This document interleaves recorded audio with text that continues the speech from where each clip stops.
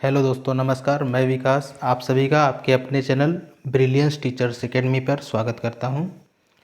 दोस्तों, 1000 महत्वपूर्ण प्रश्नों की श्रृंखला में हम आगे के प्रश्नों को देखेंगे। इस भाग में हम 25 क्वेश्चन को डिस्कस करने जा रहे हैं। दोस्तों, अगर आप लोगों ने अभी तक इस चैनल को सब्सक्राइब नहीं किया है तो कृपया जल्दी से जल्दी सब्सक्राइब कर लीजिए और शेयर करिए वीडियो को और लाइक करिए। ठीक है, तो आज हम नेक्स्ट सेशन देखेंगे। 1000 महत्वपूर्ण प्रश्नों की श्रृंखला में मनोविज्ञान के आगे के प्रश्नों को देखेंगे। 96वां क्वेश्चन है, 20वीं शताब्दी में मनोविज्ञान को माने जाने लगा। तो 20वीं शताब्दी में मनोविज्ञान को क्या माना जाने लगा? तो यह माना जाने लगा व्यवहार का विज्ञान। ठीक है, व्यवहार का विज्ञान माने जाने लगा था। ठीक है, ऑप्शन नंबर बी आपका राइट आंसर हो जाएगा। नेक्स्ट क्वेश्चन देखेंगे 97 नंबर, विकास का अर्थ है। तो विकास का क्या अर्थ है वो देखते हैं ऑप्शंस में हम लोग। ऑप्शन ए में है परिवर्तनों की उत्तरोत्तर श्रृंखला।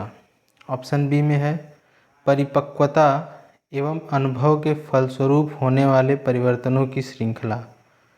ऑप्शन सी है अभिप्रेरणा एवं अनुभवों के फलस्वरूप होने वाले परिवर्तनों की उत्तरोत्तर श्रृंखला। ऑप्शन डी है अभिप्रेरणा के फलस्वरूप होने वाले परिवर्तनों की उत्तरोत्तर श्रृंखला। तो इसका राइट आंसर आपका हो जाएगा ऑप्शन नंबर सी, अभिप्रेरणा एवं अनुभव। ठीक है, इसमें अभिप्रेरणा एवं अनुभव दोनों की बात की गई है। तो अभिप्रेरणा और अनुभव के फलस्वरूप, इन दोनों के फलस्वरूप होने वाले परिवर्तनों की उत्तरोत्तर श्रृंखला। तो सबसे सटीक ऑप्शन आपका ऑप्शन नंबर सी हो जाएगा। इसका right answer option number C हो जाएगा। ठीक है, नेक्स्ट क्वेश्चन देखेंगे, क्वेश्चन नंबर 98, मनोविज्ञान को दर्शन शास्त्र से अलग विज्ञान का दर्जा दिलाया। तो मनोविज्ञान को दर्शन शास्त्र, पहले यह दर्शन शास्त्र का ये भाग हुआ करता था मनोविज्ञान, इसको अलग विज्ञान का दर्जा किस मनोवैज्ञानिक ने दिलाया? तो वो विलियम जेम्स साहब ने दिलवाया। ठीक है, ऑप्शन नंबर बी हो जाएगा आपका आंसर। विलियम जेम्स साहब आधुनिक मनोविज्ञान के जनक भी माने जाते हैं। ठीक है, आधुनिक मनोविज्ञान के जनक माने जाते हैं, ध्यान रखिएगा। आधुनिक मनोविज्ञान का जनक पूछता है एग्जाम में आपसे तो ये विलियम जेम्स है। ठीक है, और शिक्षा मनोविज्ञान के जनक जो हैं वो थार्डनाइक माने जाते हैं। ठीक है, नेक्स्ट क्वेश्चन 99 नंबर देखेंगे, निम्नलिखित में से कौन सा वृद्धि और विकास के सिद्धांत से संबंधित नहीं है? तो इन ऑप्शंस में हम लोग देखेंगे कौन सा वृद्धि और विकास से संबंधित नहीं है। निरंतरता का सिद्धांत, वर्गीकरण का सिद्धांत, समन्वय का सिद्धांत, वैयक्तिकता का सिद्धांत। तो इसमें से सबका वृद्धि और विकास से कौन सा? वर्गीकरण का सिद्धांत नहीं है। ठीक है, ऑप्शन नंबर बी। ठीक है, इसका राइट आंसर हो जाएगा option number B. Next question 100 number देखेंगे, मैकडूगल ने अपने पुस्तक, मैकडूगल एक वैज्ञानिक है, इन्होंने अपनी पुस्तक आउटलाइन साइकोलॉजी, मतलब इससे एक प्रश्न और बन जाता है कि आउटलाइन साइकोलॉजी किसकी पुस्तक है, किस मनोवैज्ञानिक की पुस्तक है आउटलाइन साइकोलॉजी? तो ये पुस्तक किसकी है? मैकडूगल की है। ठीक है, ध्यान रखिएगा, मैकडूगल की है। तो इसमें कहा गया है मैकडूगल ने अपनी पुस्तक आउटलाइन साइकोलॉजी में किस शब्द की कड़ी आलोचना की है? तो इन्होंने किस शब्द की कड़ी आलोचना की है? इन्होंने आउटलाइन साइकोलॉजी में चेतना शब्द की आलोचना की है। ठीक है, सबसे पहले तो इससे जान लीजिए आउटलाइन साइकोलॉजी किसकी पुस्तक है? तो ये मैकडूगल की पुस्तक है। ठीक है, और इन्होंने इसमें चेतना का कड़ी आलोचना किया है। ठीक है, तो ऑप्शन नंबर डी हो जाएगा आपका राइट आंसर। नेक्स्ट क्वेश्चन देखेंगे 101 नंबर क्वेश्चन देखेंगे। बाल मनोविज्ञान के अनुसार शिक्षा के क्षेत्र में मुख्य स्थान है बालक का, अध्यापक का, प्रशासक का या फिर अभिभावक का। बाल मनोविज्ञान में के अनुसार शिक्षा के क्षेत्र में मुख्य स्थान है तो किसका है? बालक का है। ठीक है, बालक का ही है। ऑप्शन नंबर ए आपका राइट आंसर हो जाएगा। नेक्स्ट क्वेश्चन देखेंगे 102 नंबर। मनोविज्ञान का जन्म किसके समय दर्शन शास्त्र के अंग के रूप में हुआ? मनोविज्ञान का जन्म किसके समय दर्शन शास्त्र के अंग के रूप में हुआ? तो किसके समय में हुआ था? अरस्तु के समय में। ठीक है, ध्यान रखिएगा। अरस्तु दर्शन शास्त्र के जनक माने जाते हैं। ठीक है, मनोविज्ञान के भी जनक माने जाते हैं। आधुनिक मनोविज्ञान के जनक कौन माने जाते हैं? William James. ठीक है, शिक्षा मनोविज्ञान के जनक जो है वो थार्डनाइक माने जाते हैं। ठीक है, नेक्स्ट देखेंगे अगला क्वेश्चन 103 नंबर देखेंगे। एक बच्चे की वृद्धि और विकास के अध्ययन की सर्वाधिक अच्छी विधि कौन सी है? एक बच्चे की वृद्धि और विकास के अध्ययन की सर्वाधिक अच्छी विधि कौन सी है? मनोविश्लेषण विधि, तुलनात्मक विधि, विकासीय विधि, सांख्यिकी विधि। तो सबसे सही उत्तर इसका आपका हो जाएगा, सबसे सही ऑप्शन नंबर सी। ठीक है, इसका सही उत्तर हो जाएगा ऑप्शन नंबर सी, विकासीय विधि। नेक्स्ट क्वेश्चन 104 नंबर देखेंगे। शिक्षा मनोविज्ञान के मुख्य तत्व हैं। शिक्षा मनोविज्ञान के मुख्य तत्व हैं तो कौन सा है? शिक्षार्थी, सीखने की प्रक्रिया, अध्यापक, सभी। तो इसका राइट आंसर क्या हो जाएगा? ये सभी महत्वपूर्ण है। ठीक है, शिक्षक, सीखने की प्रक्रिया और अध्यापक, ये सब महत्वपूर्ण है। ठीक है, तो ऑप्शन नंबर डी आपका राइट आंसर हो जाएगा। नेक्स्ट क्वेश्चन देखेंगे 105 नंबर। वैयक्तिक विभिन्नता के मिलन के संबंध में एक अध्यापक की भूमिका होनी चाहिए। वैयक्तिक विभिन्नता के मिलन के संबंध में एक अध्यापक की भूमिका होनी चाहिए। ऑप्शन नंबर ए है व्यक्ति के दृष्टिकोण, अभिरुचि और योग्यता को जानने का प्रयास। सही है, ये ऑप्शन भी हो सकता है।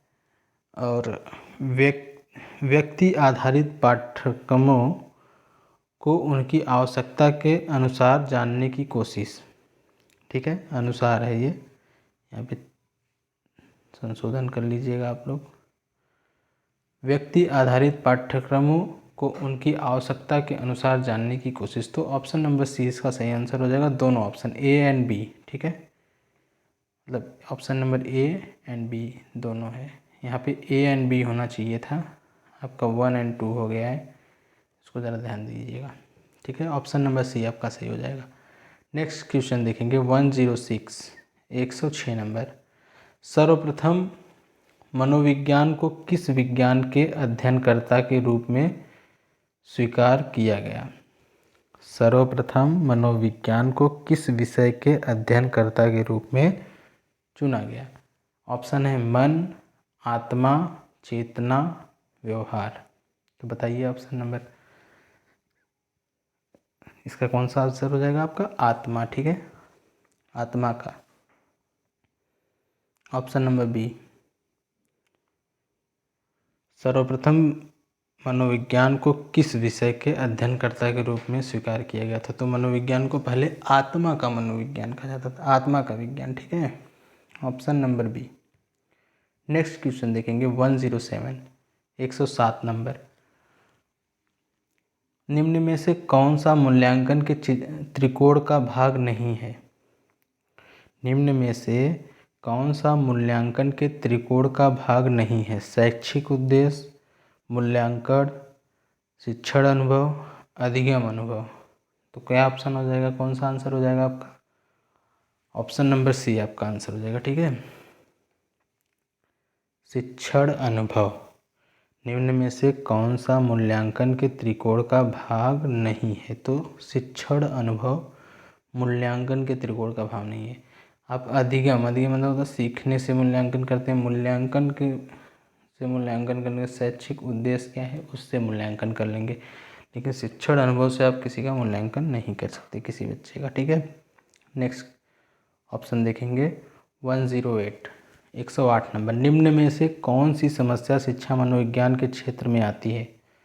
शिक्षकों की अनुपस्थिति, विद्यालय में बच्चों का कम नामांकन, शिक्षा का गिरता स्तर, शैक्षणिक पिछड़ापन। तो इसका सबसे उपयुक्त ऑप्शन क्या होगा बताइए आप लोग?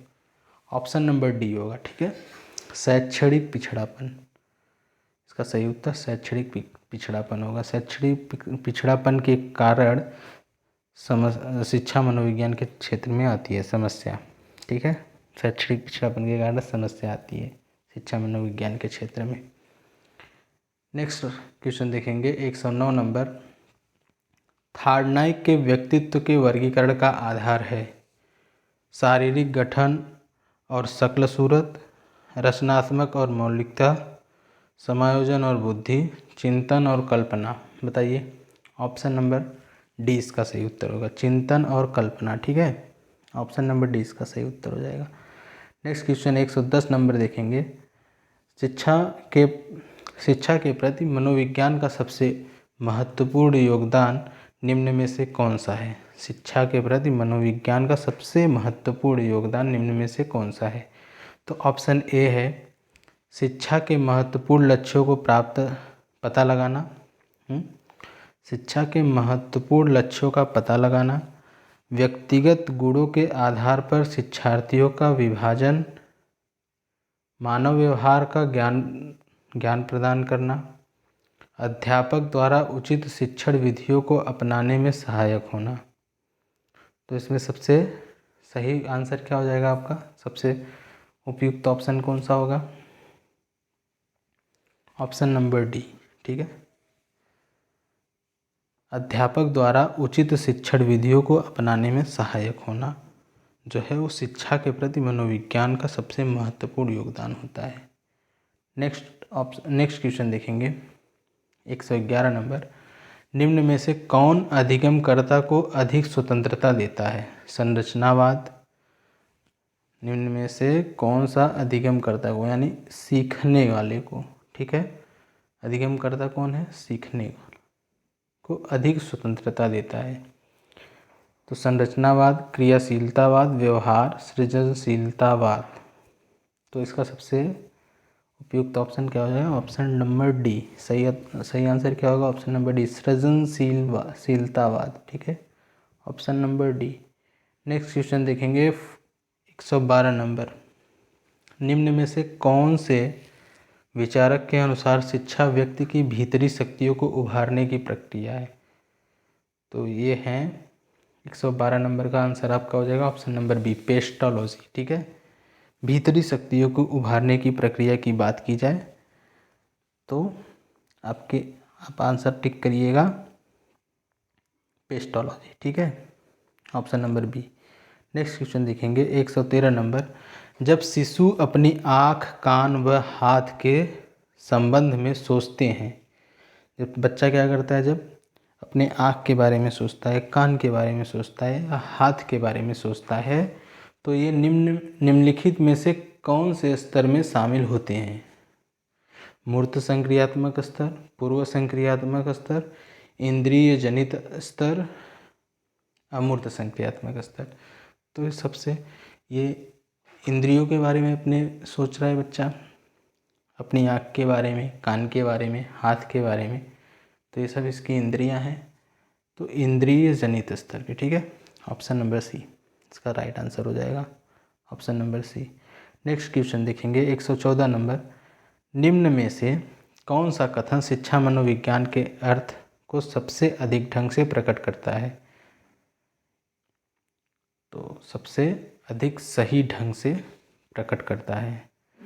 यह व्यक्ति के मन के अध्ययन का विज्ञान है, यह व्यक्ति के अनुभव का विज्ञान है। दोनों ऑप्शन सही लग रहे हैं।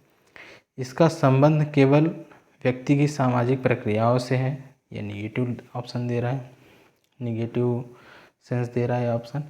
यह शिक्षा को मनोवैज्ञानिक को आधार प्रदान करता है। तो इसका आंसर हो जाएगा आपका ऑप्शन नंबर डी। यह शिक्षा को मनोवैज्ञानिक को आधार प्रदान करता है। ठीक है, शिक्षा को मनोवैज्ञानिक का आधार प्रदान करता है।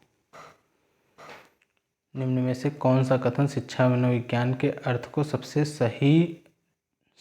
अधिक सही ढंग से प्रकट करता है? तो यह शिक्षा को मनोविज्ञान को आधार प्रदान करता है। ठीक है, option number D. Next question देखेंगे 115 नंबर। शिक्षा की प्रक्रिया में प्रेरणा का महत्व है। शिक्षा की प्रक्रिया में प्रेरणा का महत्व है। इस बात को ध्यान में रखें जो अध्यापक को निम्न में से कौन सा कार्य नहीं करना चाहिए। ठीक है, तो कौन सा कार्य के लक्ष्य को स्पष्ट करना, ये तो करना चाहिए। शिक्षार्थी को सामाजिक कार्यों में भाग लेने के अवसर प्रदान करना, ये भी करना चाहिए। इनामों का प्रलोभन देकर बालकों में प्रतिद्वंद्विता पैदा करना, ये नेगेटिव सेंस दे रहा है। बालकों को अपने कार्य में सफल होने का अवसर प्रदान करना, ये भी सही करना चाहिए। तो इसका सही आंसर आपका जो है वो ऑप्शन नंबर सी हो जाएगा। ठीक है, इनामों का प्रलोभन देकर बच्चों में प्रतिद्वंद्विता पैदा नहीं करना चाहिए। ठीक है, ये ऑप्शन नंबर सी हो जाएगा। क्वेश्चन नंबर नेक्स्ट देखेंगे 116 नंबर। शैशवावस्था के लिए उत्तम शिक्षण विधि है। मॉन्टेसरी विधि, खेल विधि, किंडरगार्टन विधि, उपर्युक्त सभी। तो ये तीनों जो हैं आपके उत्तम विधि हैं। ठीक है, ऑप्शन नंबर डी हो जाएगा, यानी कि मॉन्टेसरी विधि, खेल विधि, किंडरगार्टन विधि, ये तीनों विधियां जो हैं महत्वपूर्ण हैं शैशवावस्था के लिए। नेक्स्ट क्वेश्चन देखेंगे 117 नंबर। तुम मुझे कोई बालक दे दो और मैं उसे कुछ भी बना सकता हूँ, यह दावा है। यह दावा किसका है? यह दावा वाटसन जी का है। ठीक है, वाटसन कहते हैं तुम मुझे बालक दे दो, मैं उसे कुछ भी बना दूंगा, इंजीनियर, डॉक्टर, एक्सेट्रा। ठीक है, तो इसका सही आंसर हो जाएगा आपका ऑप्शन नंबर सी। ये बहुत इम्पोर्टेंट स्टेटमेंट है, ये अक्सर एग्ज़ाम्स में पूछा जाता है। आने वाले super TET, C TET, UP TET के एग्ज़ाम्स में आपको ये क्वेश्चन देखने को मिल सकता है। और वाटसन जो है, वाटसन के बारे में जान लें। वाटसन जी ने व्यवहारवाद का सिद्धांत दिया है। किसका? व्यवहारवाद का। ठीक है, व्यवहारवाद का सिद्धांत दिया है इन्होंने। और इस ऑप्शंस में देख लेते हैं, पावलाव के बारे में जान लेते हैं। पावलाव जो है वो कुत्तों पे इन्होंने अपना प्रयोग कुत्तों पे किया है। ठीक है, ठीक है। और कोहलर जो है ये अंतर्दृष्टि सिद्धांती है। ठीक है, इनसाइट थियरी जिसको कहते हैं, इनसाइट थियरी। ठीक है, इनसाइट थियरी दिया है इन्होंने। और इन्होंने चिंपैंजी नामक बंदर पे प्रयोग किया था। ठीक है, कोहलर जी ने। तो इसका राइट आंसर क्या हो जाएगा इस क्वेश्चन का? तुम मुझे कोई बालक दे दो और मैं उससे कुछ भी बना सकता हूँ। तो ये स्टेटमेंट वाटसन का है। ठीक है, ऑप्शन नंबर सी हो जाएगा। इसके अलावा हमने कोहलर के बारे में और पावलोव के बारे में आपको बताया। तो नेक्स्ट क्वेश्चन देखेंगे 118 नंबर। प्रगतिशील परिवार में बच्चों में अपेक्षाकृत कौन सा प्रेरक अधिक प्रबल होता है? संबंधन, जिज्ञासा, आक्रामकता, उपलब्धि। तो ऑप्शन नंबर डी। ठीक है, उपलब्धि। प्रगतिशील परिवारों में बच्चा में अपेक्षाकृत कौन सा प्रेरक अधिक प्रबल होता है? तो उनमें उपलब्धियां ज़्यादा होती हैं। ठीक है, तो ऑप्शन नंबर आपका डी राइट आंसर हो जाएगा। नेक्स्ट क्वेश्चन 119 नंबर देखेंगे। निम्न में से कौन सा क्षेत्र मनोविज्ञान के अंतर्गत नहीं आता है? असामान्य मनोविज्ञान, औद्योगिक मनोविज्ञान, आर्थिक मनोविज्ञान, खेल मनोविज्ञान। तो इसका राइट आंसर आपका हो जाएगा आर्थिक मनोविज्ञान। मनोविज्ञान में कोई आर्थिक मनोविज्ञान नहीं होता है, ठीक है। तो सब राइट आंसर आपका ऑप्शन नंबर सी हो जाएगा। नेक्स्ट क्वेश्चन देखेंगे 120 नंबर, इस सेशन का ये लास्ट क्वेश्चन है। बाल विकास में प्रक्रिया पर बल है, सॉरी क्वेश्चन है बाल विकास में, फिर ऑप्शंस दिया गया है प्रक्रिया पर बल है, ऑप्शन बी है वातावरण और अनुभव की भूमिका पर बल है, ऑप्शन सी है गर्भावस्था से किशोरावस्था तक का अध्ययन होता है। तो बाल विकास में ऑप्शन नंबर सी आपका राइट आंसर हो जाएगा। गर्भावस्था से किशोरावस्था तक आपका अध्ययन होता है, ठीक है। गर्भावस्था से किशोरावस्था तक आपका अध्ययन होता है, किसमें? बाल विकास में, ठीक है। तो ये इस सेशन का ये लास्ट क्वेश्चन था। दोस्तों अगर आप लोगों को वीडियो पसंद आया हो तो वीडियो को शेयर करिए, लाइक करिए, कमेंट करके बताइए वीडियो कैसा लगा। आपको किसी क्वेश्चन में कोई डाउट है तो भी कमेंट में बताइए, और वीडियो को ज़्यादा से ज़्यादा शेयर करिए। अगर आप लोगों ने चैनल को भी नहीं सब्सक्राइब किया तो चैनल को सब्सक्राइब कर लीजिए, बगल में बेल आइकन की बटन होती है उसको भी प्रेस कर लीजिए, जिससे मैं वीडियो आपको डालूँ तो समय पे आपको उसी